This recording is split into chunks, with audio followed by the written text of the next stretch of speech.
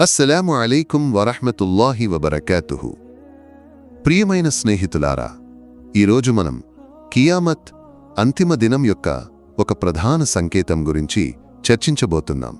ఈ సంకేతాన్ని ఎదుర్కొనే శక్తి ఏ మానవునికి ఉండదు. కియామత్ సమీపిస్తున్నప్పుడు జరగబోయే సంఘటనలలో ప్రస్తావించబడిన ఒక జాతి గురించి, ఇది యాజూజ్ మరియు మాజూజ్.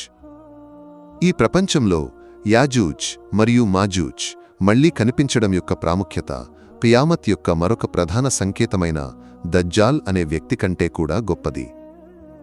ఎందుకంటే దజ్జాల్ గురించి ఖురాన్లో ఎక్కడా ప్రస్తావన లేదు, కాని యాజూజ్ మరియు మాజూజ్ గురించి ఖురాన్లో వివరంగా వివరించబడింది.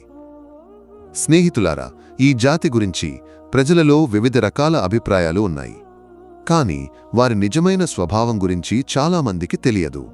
యాజూజ్ మరియు మాజూజ్ ఎలా కనిపిస్తారు? వారి రూపం మరియు శరీర నిర్మాణం ఏమిటి? హజ్రత్ దుల్కర్నైన్ అలైహిస్సలాం నిర్మించిన ఆ గోడ ఏది? ఆ గోడలో యాజూజ్ మరియు మాజూజ్ ఎలా బంధించబడ్డారు? ఆ గోడలో వారు ఎంత రంధ్రం చేశారు? ఈ అన్ని వివరాలను ఈ వీడియోలో మీతో పంచుకోబోతున్నాం. కాబట్టి ఈ వీడియోను చివరి వరకు చూడమని మిమ్మల్ని విన్నవిస్తున్నాను. పురాతన కాలంలో ఈ ప్రపంచంలో అనేక జాతులు నివసించాయి. వారు హింస మరియు అన్యాయంలో సాటిలేనివారు. వారి బలం మరియు భయంకరత ఆధారంగా అన్ని చోట్ల వారి ఆధిపత్యం ఉండేది. యాజూజ్ మరియు మాజూజ్ అటువంటి ఒక జాతి. హింస మరియు అన్యాయ కథలను రచించిన ఈ జాతి వేరే జీవులు కాదు, ఆదం నబీ వంశస్థులు. కొందరు పండితుల అభిప్రాయం ప్రకారం ఈ జాతి హజ్రత్ నూహ్ నబీ అలైహిస్సలాం వంశం నుండి ఉద్భవించింది. హజ్రత్ నూహ్ నబీకి 3 కుమారులు ఉన్నారు. వారిలో ఒకరి పేరు యాఫీస్. యాఫీస్కు 12 మంది కుమారులు ఉన్నారు. వారిలో 2 పేర్లు యాజూజ్ మరియు మాజూజ్. వారి నుండే ఈ జాతి వంశం తరువాత వృద్ధి చెందింది. దీనితో పాటు యాజూజ్ మరియు మాజూజ్ కథలో మరొక ముఖ్యమైన పేరు కూడా ప్రస్తావించబడింది, హజ్రత్ దుల్కర్నైన్. స్నేహితులారా, హజ్రత్ దుల్కర్నైన్ ఒక నబీ కాదు, అల్లాహ్ యొక్క నీతిమంతమైన దాసుడు మరియు రాజు అని చెప్పబడింది. ఆయనకు దుల్కర్నైన్ అనే మారుపేరు కొన్ని కారణాల వల్ల ఇవ్వబడింది. మొదటగా ఆయన భూమి యొక్క 2 సరిహద్దులైన తూర్పు మరియు పడమర వైపు ప్రయాణించారు. కొందరి అభిప్రాయం ప్రకారం రోమ్ మరియు పర్షియా యొక్క ఆధిపత్యం ఆయనకు లభించినందున ఈ పేరు వచ్చింది. ధైర్యవంతుడు మరియు శక్తిమంతుడైన రాజుగా ఉన్నందున ప్రపంచంలోని ఇతర రాజులు ఆయనకు విధేయులుగా ఉన్నారు. ఆయన సన్నిహిత బంధువైన హజ్రత్ ఖిద్ర్ నబీ అలైహిస్సలాం ఆయన ప్రధాన మంత్రిగా ఉన్నారు. హజ్రత్ దుల్కర్నైన్ ఎల్లప్పుడూ ప్రయాణంలో ఉండేవారు. ఒకసారి ఆయన తుర్కులు నివసించే ఒక రాజ్యాన్ని చేరుకున్నారు. ఆ రాజ్యం ఆర్మేనియా మరియు అజర్బైజాన్ సరిహద్దుకు సమీపంలో ఉంది. అక్కడ 2 కొండల మధ్య ఒక ప్రాంతం ఉంది. అక్కడ ఒక జాతి నివసించింది. వారు తుర్కులను సంహరించి తమ దురహంకారం మరియు తిరుగుబాటు చర్యలతో ప్రసిద్ధి చెందారు. ఈ జాతి అన్ని రకాల దుష్టత్వాల సమాహారం.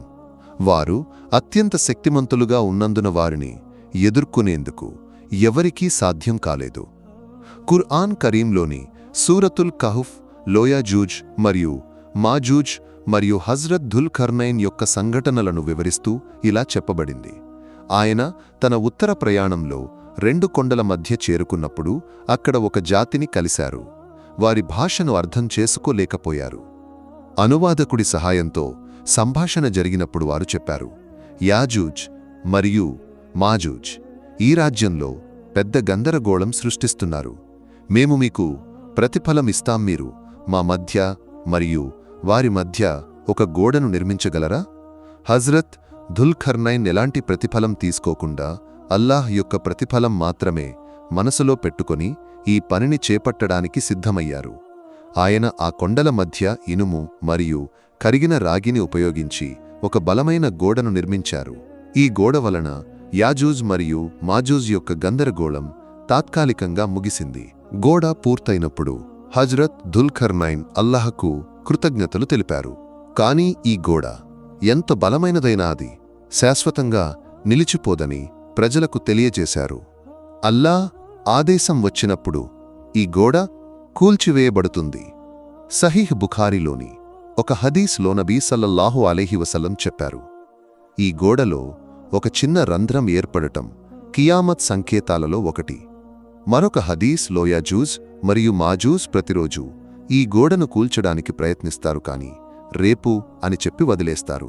కానీ అల్లాహ్ ఇచ్చ ప్రకారం ఒకరోజు వారు రేపు ఇన్షా అల్లాహ్ అని చెప్పుతారు. అప్పుడు మరుసటి రోజు వారు గోడను కూల్చి బయటకు వస్తారు. ఈ జాతి బయటకు వచ్చినప్పుడు వారు భారీ నాశనాన్ని సృష్టిస్తారు. వారి మొదటి బృందం టిబీరియాస్ సరస్సును చేరుకొనియా సరస్సులోని మొత్తం నీటిని తాగేస్తారు. చివరి బృందం అక్కడికి వచ్చినప్పుడు ఇక్కడ ఒకప్పుడు నీరు ఉండేది అని ఆశ్చర్యంతో చెప్పుతారు. వారు అన్ని చోట్ల గందరగోళం సృష్టిస్తారు. ప్రతి ఎత్తైన ప్రదేశం నుండి దిగివస్తారు. ఒక దశలో భూమి యొక్క పూర్తి నియంత్రణ వారిదే అవుతుంది. వారు జెరూసలేంలోని కొండను చేరుకున్నప్పుడు ఇప్పుడు భూమి యొక్క పూర్తి నియంత్రణ మాదే అని చెప్పి ఆకాశం వైపు ఆయుధాలను విసరడం ప్రారంభిస్తారు. ఆ ఆయుధాలు రక్తంలో మునిగి తిరిగి వస్తాయి. నబీ సల్లల్లాహు అలైహి వసల్లం యాజూజ్ మరియు మాజూజ్ రూపాన్ని వివరించారు. వారికి తక్కువ ఎత్తువెడల్పాటి ముఖం మరియు చిన్న కళ్ళు ఉంటాయి. హజ్రత్ ఈసా నబీ అలైహిస్సలాం ఈ సమయంలో ముస్లిములను తూర్ కొండపై ఒకచోట చేర్చమని అల్లాహ్ ఆదేశిస్తాడు. ఎందుకంటే యాజూజ్ మరియు మాజూజ్ను ఎదుర్కొనే శక్తి ఎవరికీ ఉండదు. హజ్రత్ ఈసా మరియు ఆయన అనుచరులు ఒకచోట సమావేశమైనప్పుడు అక్కడ ఆహారానికి భారీ కొరత ఏర్పడుతుంది. ప్రజల అభ్యర్థన మేరకు హజ్రత్ ఈసా నబీ అలైహిస్సలాం అల్లాహ్ను ప్రార్థిస్తారు. అప్పుడు అల్లాహ్ యాజూజ్ మరియు మాజూజ్ యొక్క మెడలు మరియు చెవులలో కీటకాలను సృష్టిస్తాడు. వాటి వలన వారంతా నాశనమవుతారు. వారి శవాలు అన్ని చోట్ల చెల్లాచెదురుగా పడి ఉంటాయి.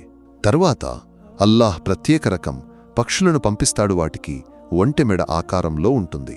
అవి ఈ శవాలను తీసుకొని అల్లాహ్ ఆదేశం ప్రకారం ఒక చోటికి తీసుకెళ్తాయి. ఆ తర్వాత బలమైన వర్షం కురుస్తుంది. అది భూమిని శుద్ధి చేస్తుంది. భూమిపై అన్ని చోట్ల ఆకుపచ్చని మరియు సమృద్ధి నిండిపోతుంది. ఈ విధంగా యాజూజ్ మరియు మాజూజ్ యొక్క ఈ ప్రపంచంలో అంతం జరుగుతుంది. అల్లా మనందరినీ కాపాడుగా. కామీన్. అస్సలాము అలైకుం వరహ్మతుల్లాహి వబరకాతుహు.